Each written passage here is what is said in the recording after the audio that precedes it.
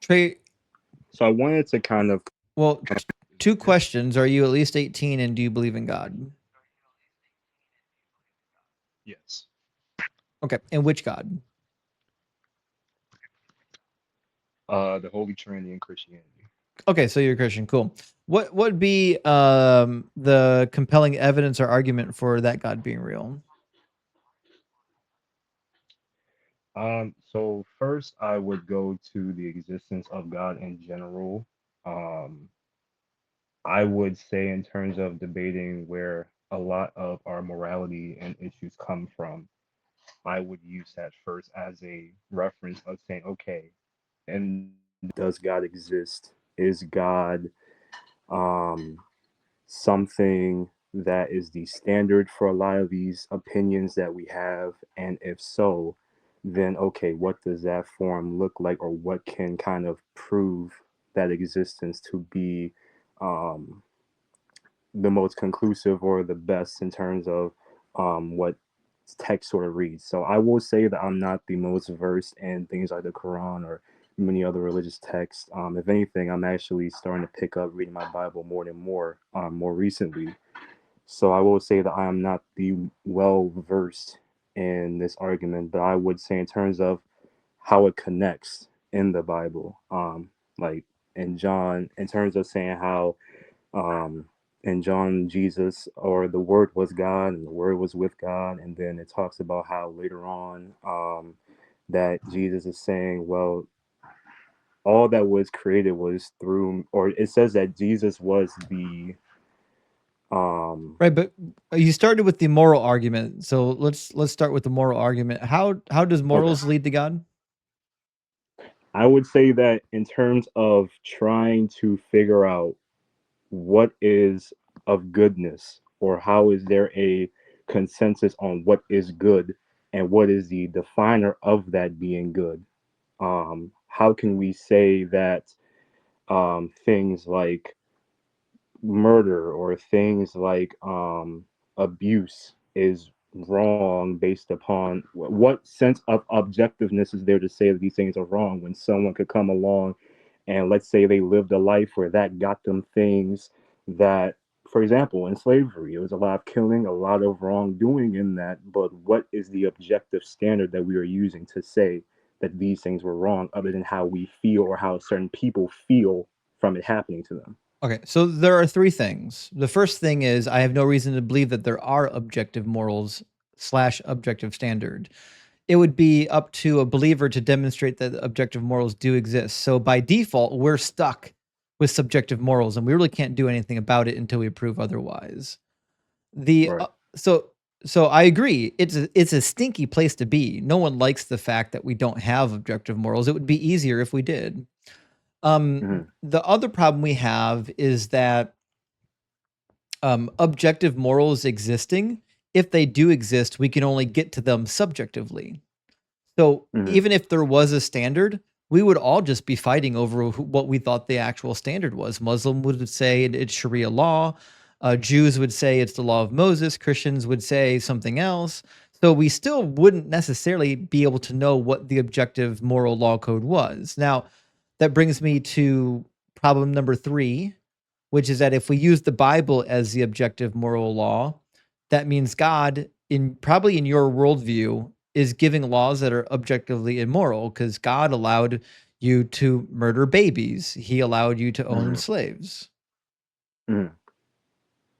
Well, in response to that, I would say that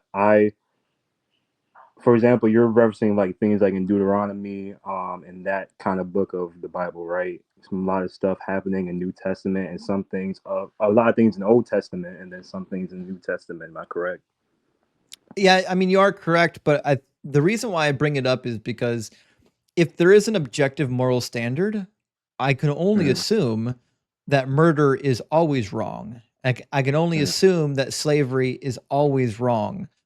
When you start saying, well, it was wrong now, but it wasn't wrong then, well, now it's Mm-hmm. no longer objective. Now it's subjective.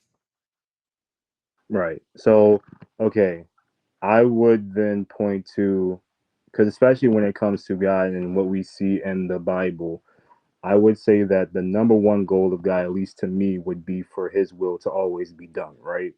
I would say that is the number one goal of what He does on Hmm. a daily, day to day basis within the Hmm. Bible and even now today, right? Hmm. So then I would go off of, especially, I kind of didn't, since I've started reading, I've kind of focused on New Testament mainly because I wanted to really see what specifically Jesus talked about, and I will kind of get to Deuteronomy as soon as I can. But I know within it, in terms of the slave part, it was kind of involving. I think when God has said that the cities that you slain or you conquer in war, I think there were cities that were against either submitting to God in terms of His faith, or in terms of believing in Him and His will. And then He had given people the right to go to war against them and to conquer or to take as captive the women and children from those cities, into a sort of slavery thing, right? Right. So there's two classifications. You're referring to Deuteronomy 20 and 21. So in Mm. Deuteronomy, the nations that are far away from you, you can approach them. In fact, I'll just read you the short snippet from Deuteronomy that talks about it. It's Deuteronomy 20. It says, when you draw near to a town to fight against it, offer it terms of peace. If it accepts your terms of peace and surrenders to you, then all the people in it shall serve you as forced labor. But if you do not accept it, I'm sorry, if it does not accept your terms of peace and wages war against you, then you shall besiege it. When the Lord your God gives it into your hand, you shall put all of its males to the sword. You may, however, take as your plunder the women, the children, the livestock, and everything else in the town, all of its spoil. You may enjoy the spoil of your enemies which the Lord your God has given you. This, and then he says, thus you shall treat the towns that are very far from you, which are the towns, not the towns of these nations here. As for the towns of these people that the Lord your God is giving to you as an inheritance, you must not let anything that breathes remain alive. So if they're Canaanites, you have to utterly annihilate them. If they're not Mm. Canaanites, they can be your slaves. Okay. And so then that kind of then I see how that can then kind of seem harsh. I know, especially at the beginning when it said, even though it's using peace, it ends up in a harsh manner towards the people who are getting captive. So then that goes back to my point of where at the beginning, the underlying goal is what is His will and what does He want to be done? And then the methods of doing it, is it in a harsh manner or is it in a way that, because like you said, they tried in the beginning of the verse, he said to use methods of peace into doing it and then taking them into captivity.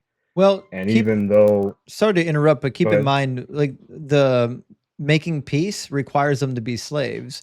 It says Right, if it accepts your terms of peace and surrenders to you, then all the people shall serve you as forced labor. That's the terms of peace, right. right? And So so it then, slavery. oh, go ahead. What happened? I'm just saying that that sounds like slavery to me. Yeah, it definitely sounds like an ultimatum that says, leave if you don't, then this will happen, kind of, which is then based upon a forcing into um basically forcing them into a dilemma of where if you don't engage, then there will be, in the name of the Lord, something that happens. So I can definitely see your point in that. And so then that goes back to my beginning point of, well, what is the moral definer then in this situation? Would it be our consensus opinion as humans, or would it be a standard of a creator who created us and said these are some of the things I would want you to do, and if you break them, there comes consequences from it, and then if you uphold them, then I will reward you. While those who do not uphold it, I would then punish them and help you gain benefit from what they have gone against me in doing. What I'm And so saying my is that, Mhm, sorry to interrupt, but what I'm saying is that if we're saying the Bible contains the objective moral laws, it seems mhm, weird that the objective moral laws are so problematic. And I right, would imagine you wouldn't want these laws to be enacted today, right? right. And then I think that too was a part of how, because there was a lot of people who enslaved black people and stuff here who use the context of the Bible out of uh, sometimes even out of context, but some of it might have been in context based upon what's in Deuteronomy. Mhm.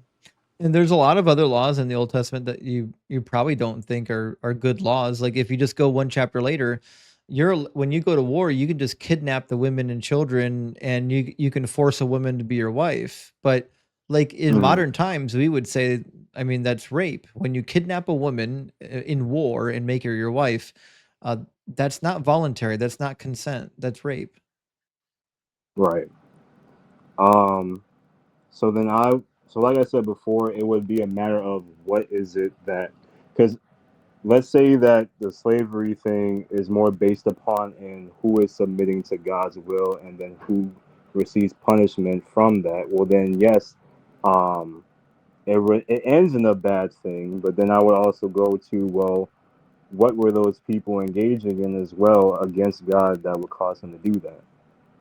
So I think one of the questions I would ask, first of all, the Bible doesn't say. We don't know anything about these nations because the nations aren't listed. It's just Right. nations that are far from you.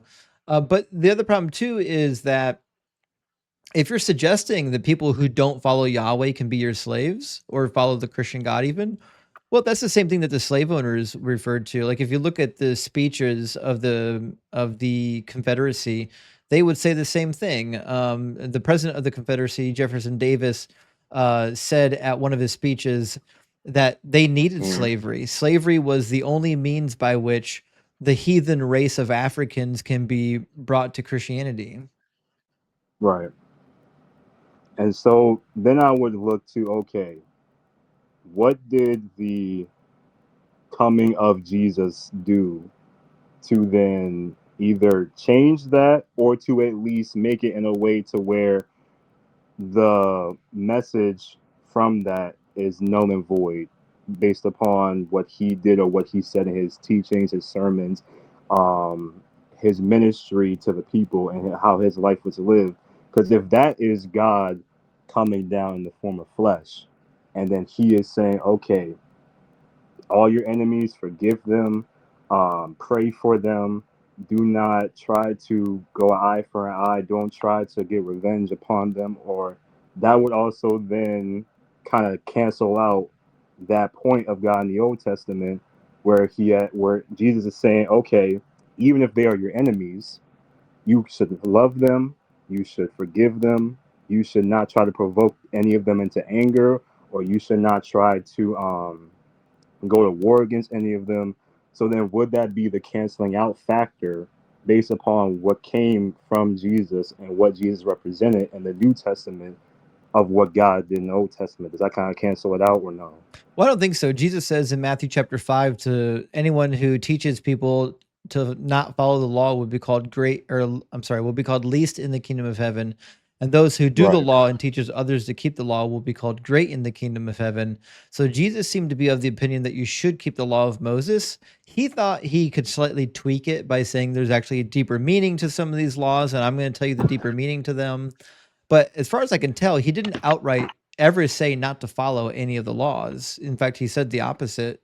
So, as far as I can tell, Jesus was pro law of Moses. And if he wasn't pro law of Moses, all that does is introduce the contradiction into your worldview because Yahweh in the Old Testament says to follow the law forever. And he says during the new covenant era, when he Hmm. circumcises the heart, not the flesh, he says that he's going to do so in order that people follow the laws and the commandments of Moses. Right. So I would then bring up the fact that when the disciples were eating the corn on the Sabbath, and the other rabbis went to Jesus and said, "Well, why are they eating the corns on Sabbath, or why are they doing labor on Sabbath? What are you doing? Why are you breaking the laws?" And then Jesus brought up the story of David, and then he said that the Son of Man is the Lord over the Sabbath. Well, then that would then introduce the X factor that, well, this is God stepping down and saying, well, you know what? The rules that I made, I could then either change, or I can say in a way that whatever is done is either forgiven or kind of changed in a factor to where if it is taken in a wrong context or in a wrong manner, well, then I am willing to then step down and say, you know what, do it this way instead, because of the fact that it was taken drastically out of context or drastically out of bad measure. And now I know God's saying himself to take these people into captive when you slain their cities. That's not really much out of context. It's in the Bible. But then I would bring up, like I said, would it be a null and void if Jesus said, I am the Lord over the Sabbath? I am the law of Moses myself. So what I Well, he say didn't say is the law of that. He Moses. didn't say, I am the law of Moses. So let's address the Lord of the Sabbath, because you're referring to when he's plucking grain. That's Mark chapter 7. And he doesn't say what you don't. I don't think you're understanding exactly what's happening. So he's not breaking any of the Mosaic laws here. So you're allowed to pluck grain on the Sabbath. You're not allowed to harvest grain, but you're certainly allowed to eat grain by hand. It says now Did the they say Pharisees you were allowed to heal or make concoctions on the Sabbath? peel.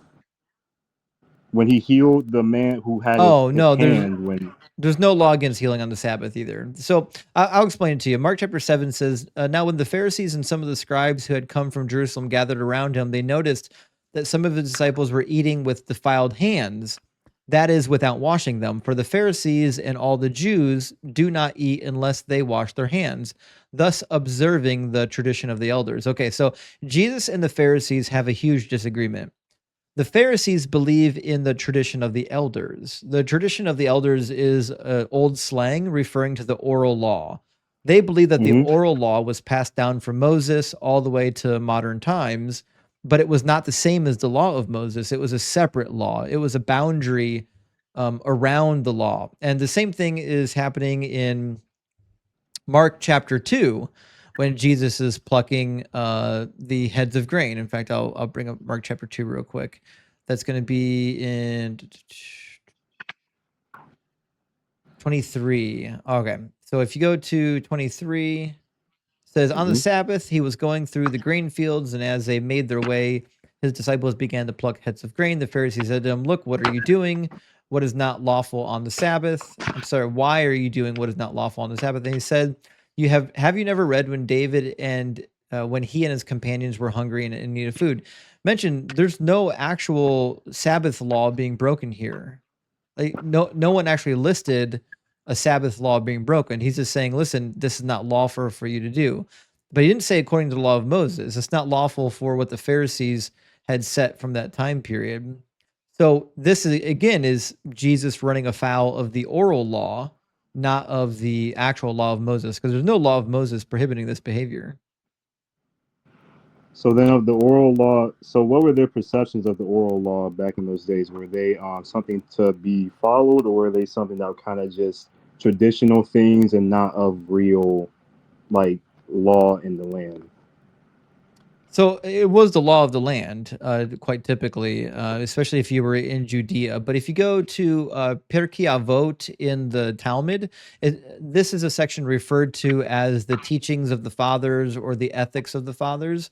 It gives you a pretty good explanation of what they believed about the oral law and why they believed that was binding. So, hmm for example, if you go to, I'm going to put it on the screen, and I apologize, you won't be able to see it, but it says in verse 1 of Perki Avot, Moses received the Torah at Sinai and transmitted it to Joshua, Joshua to the elders, and the elders to the prophets, and the prophets to the men of the great assembly.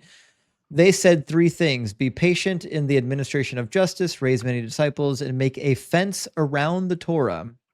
So what he's hmm saying is at the earliest times, they were instructed to make a secondary set of laws to act as a fence around the law of Moses. And that's what the oral law is.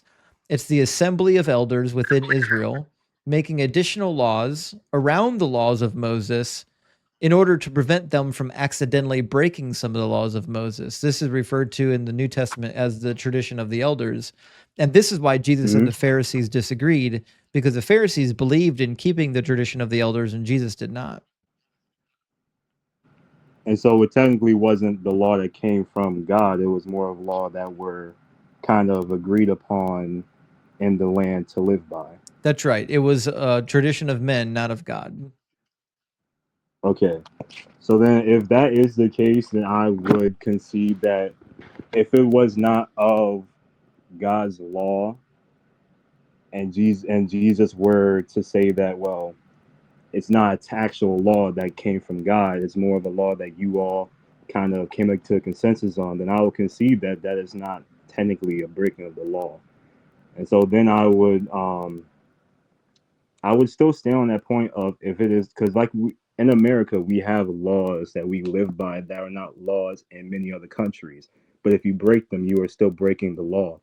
So I would say that even though they were not laws that came from God, they were still laws of the land, and I forgot what text, I forgot what verse it was, but there was a law where, in terms of obeying God, He had talked about us being obedient citizens within the lands that we live in and to submit to authority, and whether it's His authority or the authority of the land. Hence why Jesus said, "What is Caesar's, give to Caesar's, and what's God, give to God." In terms of currency, He means that even though God did not create of this, you still must obey it because it is the law of the land that you are living in. Right, So then I would say, but remember, what we're happened? trying to determine what is objectively good, right? And what we've Hmm. found so far is, according to Christianity, the only thing we can point to as an objective moral code is what we find in the Bible, right?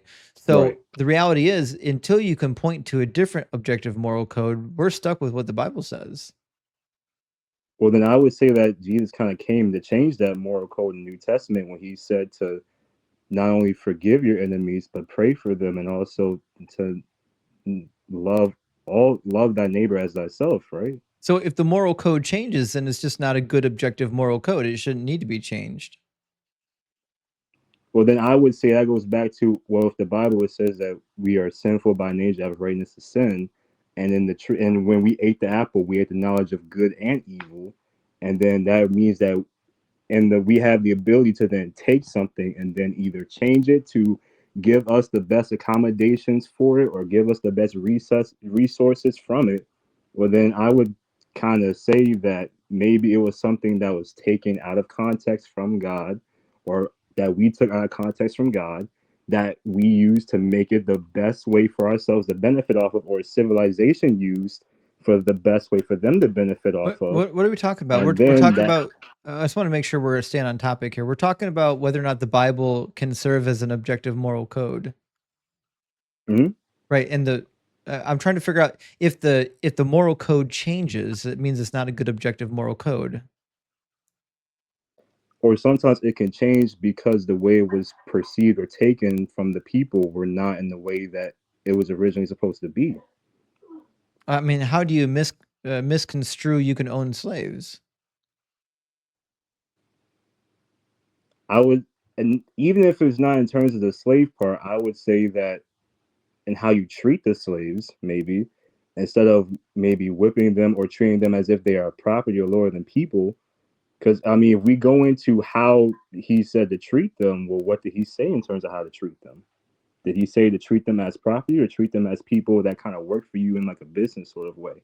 Well, God gave two different standards, one for the foreigners, one for the Hebrews, and He says that you can beat even your Hebrew slaves. He says that you can beat them even so much that they accidentally die a couple of days later. That's Exodus 21, verse 20 through 21.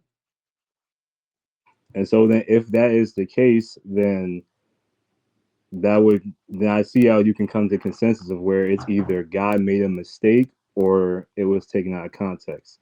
Yeah, And so so now that get that.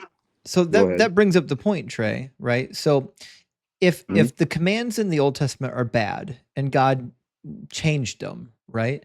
Well, Hmm. that doesn't really help you. That all you're doing now is Yeah. admitting that God's kind of a dullard that couldn't get it right the first time. Right.